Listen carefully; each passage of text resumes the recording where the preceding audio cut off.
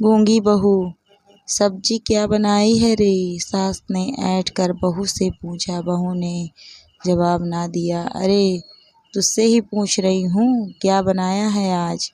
बहू बिना जवाब दिए अंदर किचन में गई और थोड़ी देर बाद एक थाल में रोटी, सलाद और सास की पसंदीदा बैगन की सब्जी परोस कर सास के कमरे में सास के सामने रखाई।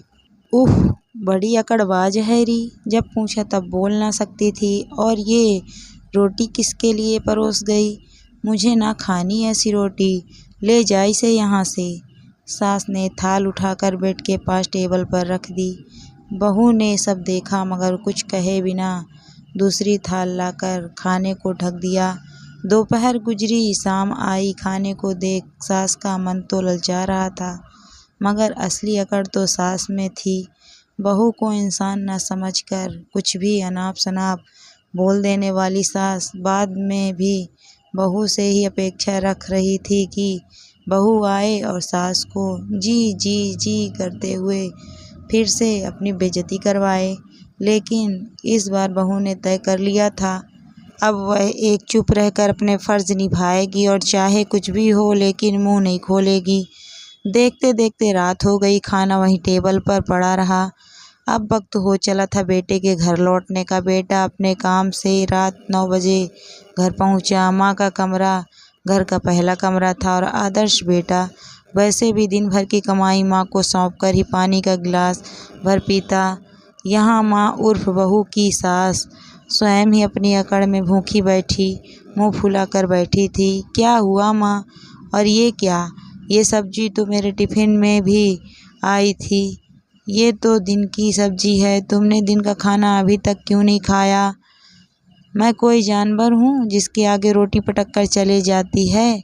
तेरी मैडम मुँह से बोल नहीं सकती है कि खाना खा लीजिए? मैं क्या चाहती हूँ, 2 बोल, कोई प्यार से बोल दे, बस यही ना।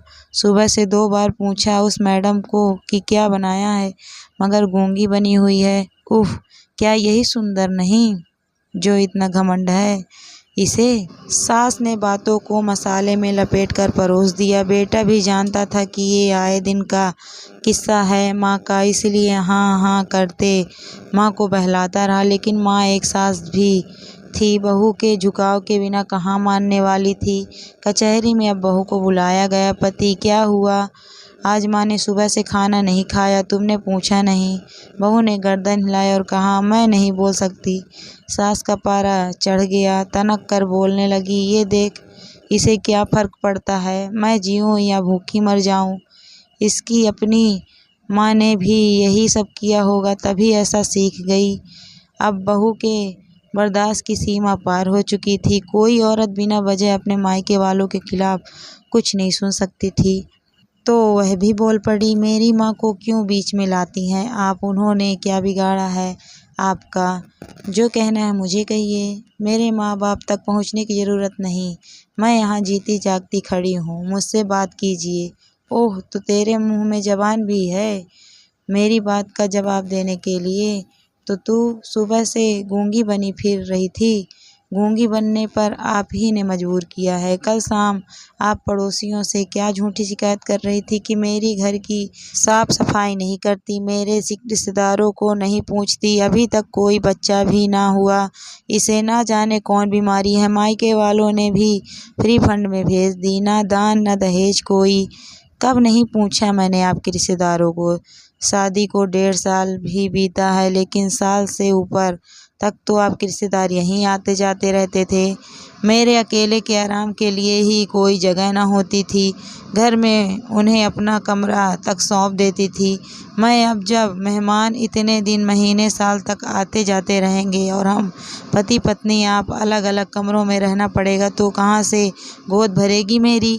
और रही बात दहेज की, तो आपने जिन बिचौलियों को बीच में डालकर पीछे पड़कर मेरा हाथ मांगा था अपने बेटे के लिए, मेरी जिस सुंदरता पर मोहित हुई थी आप शादी से पहले, आज वही सुंदरता आपको चुभती है? घमंडी लगती हूँ मैं आपको?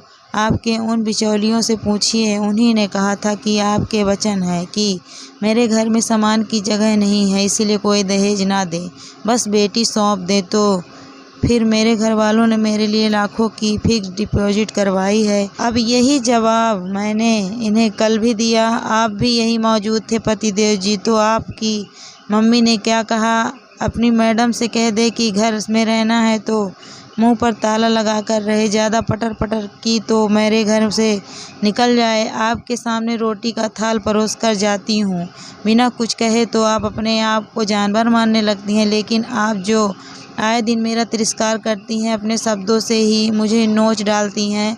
यहाँ तक कि मेरे मायके वालों पर भी अपशब्द का इस्तेमाल करने से नहीं चूकती। आप तो क्या आपसे इस तरह मेरा मन जुड़ेगा? भला मेरा मन मानेगा कि मैं आपको सम्मान दूं, और अगर मुंह खोल कर आपको आईना दिखा भी दूं तो आप जवाब देती हैं कि मेरे घर से निकल जाओ। मैं कब तक अपनी बेइज्जती करवाती रहूँगी? अब बस, अब मैं अपने फ़र्ज़ चुपचाप निभाऊंगी, लेकिन आपसे मेल जोल या वार्तालाप नहीं करूंगी। आपको मुंह पर ताला लगा कर रहने वाली बहू चाहिए ना, तो अब मैं गूंगी बहू बनकर रहूंगी, यही मेरे आत्मसम्मान के लिए अच्छा होगा। बहू के वचन सुनकर सास मौन थी, लेकिन कब तक ये तो कोई नहीं जानता था। तो वीडियो अगर अच्छी लगी है तो प्लीज़ लाइक करें, शेयर करें, कमेंट करें। Thank you for watching my video.